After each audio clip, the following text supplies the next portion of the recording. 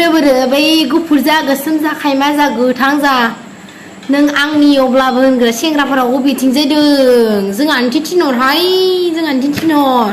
Hello everyone नोंथांमोनखौ आंनि गुबुन मोनसे भिडिअ फिन खुलुमनाय बावहरग्रोनाय थाबाय।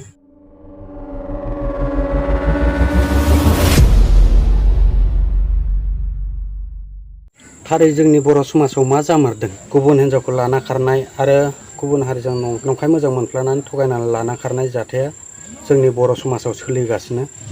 थिग बिदिनो धेमाजि जिल्लानि सिमेन्ट सापरि समंखं संपदनि सिङाव थानाय समंखं बर' गामिनि बिफा दनेन्द्र बसुमतारी बिमा बिहुला बसुमतारीनि आंगो फिसाजो प्रेमिका बसुमतारीखौ अगिबिल दानाखना गामिनि गुबुन हारिनि सेंग्रा जुगेश यादव होननाय लंफदा साख्रि दं होनना फैसा देखायना थगायना हरनि समाव मुम्बाइ फारसे लाना खारदों। आसार फैला बरगयारिखौथ' बयबो सिनायखायो।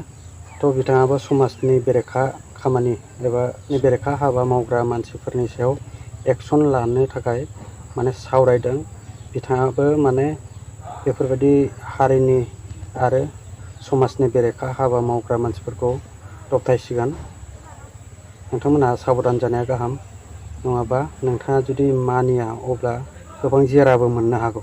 जोंनि समाजाव आथिखालाव सोलिबाय थानाय जि समाज बेरेखा खामानिफोर, बे समाज बेरेखा खामानिफ्रा थारैनो जोंनि समाजखौ नोरजिया खालामदों आरो बे समाजारि बेरेखा खामानिफोरा थारैनो जोंनि लाइमोनफोरनाव खोब गाज्रि गोहोम गोलैसिनदों।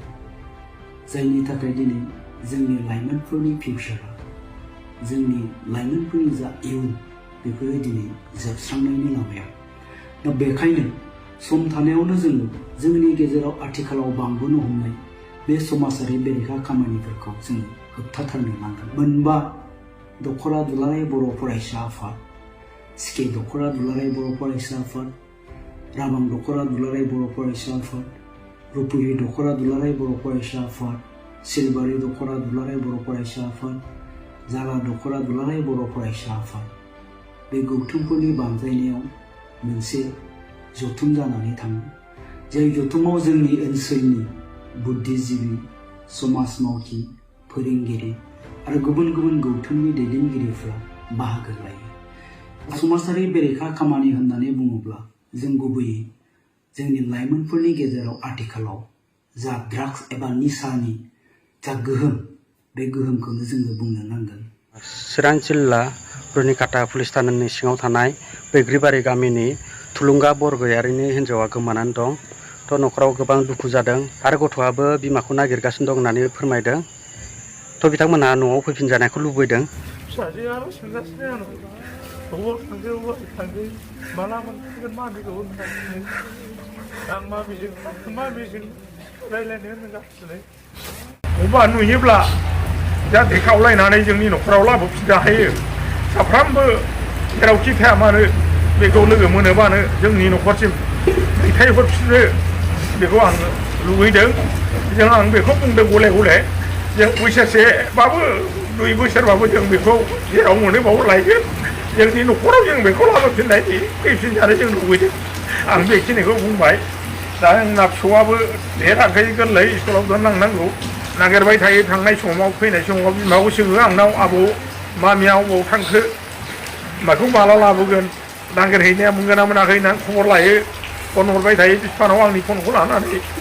आं ओंखायनो गले गले खावलायबाय आंनि बिहामजो थिजुलाया जाहाथे नुनानै जोंनि मोखांखौ नायनानै जोंनाव फैफिनो। बेहाय जोंहा खुनु जों बुनाय सोनाय जेबो गैया, जों अनो। आं मालाबाबो रायफेराखै, बिहाव जानानै फंसेबो जेबो खोथा बुंफेराखै। आं बिराद अनोमोन। जोंना फिसाजोआबो बिराद माबा खालामोमोन, गोमोनथारमोन। दा दुखुथिया खालामना गालांबाय। आं बेखौ जोंनाव जुदि फैफिनाबा बिराद गिदिर बे साव जानानै थागोन। दानिया फैदो गुबुन मोनसे आयदायाव। बेंगलराव गुबुन हारिनि हौवाफोरजों गाज्रि आखुनि आइजोफोरखौ हमनो हाबाय। बेंगलर बड' वेलफेयार एस'सिएशना हमनो हादों। नोंथांमोनहा एसे भिडिअखौ नायनानै लादो। Village Kokrajhar district Kokrajhar village Dumbazar Bodo' सोमाजानिफ्राय जोंखौहाय मोनसे प्रब्लेमनि थाखाय बेयावहाय लाबोबाय सावरायलायनाय जाबाय आरो नेक्स्ट टाइम बेफोरबायदि खामानिखौ मावला होननानै आं रिकुवेस्ट खालामबाय न' थांनाय फारसे आङो न'आवहाय डिसेम्बराव थांगोन दे Susmita Narzary village Khaslabari district Kokrajhar BTR Assam आं 2 डिसेम्बराव थांगोन दे ठीक है टाइम पास मेरे सामने बिल्कुल कभी नहीं हो ही नहीं सकता है ठीक है टाइम पास तो बिल्कुल मेरे सामने हो ही नहीं सकता है राइट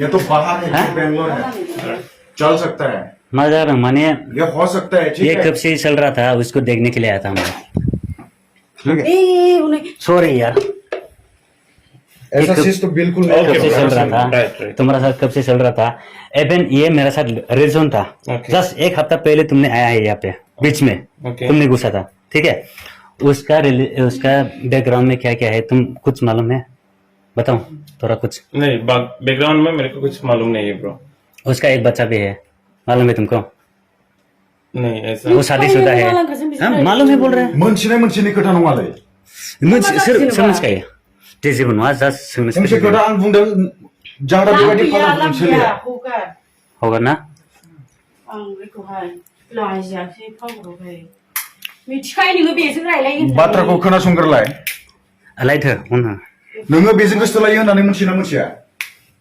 मिथियो जोंलाय माथो होननो हानाय बेजों गोसोथोलायो होननानै मिथियोमोन दा नोंनि खाथियाव मानो बियो अफेनलि बेफोरबायदि खामानि मानो मावनो मोनदों नोंनि खाथियाव मानो फैनो मोनदों हा नोंथ' बिनि क्लस फ्रेन्ड नोंनि खाथियाव मानो फैनो मोनदों बियो मा फैयो बे नोङो बिनि लोगो मोनथिबायना नोङो बिनि लोगो खोनासं मा जादों बिसोरो मा खालामगासिनो बे आङो अनारनो खोन्थाहैदों अनारनो खोन्थाला गिदा खोन्था मोनथिबायना जों प्लिज साबस्क्राइब खालामदो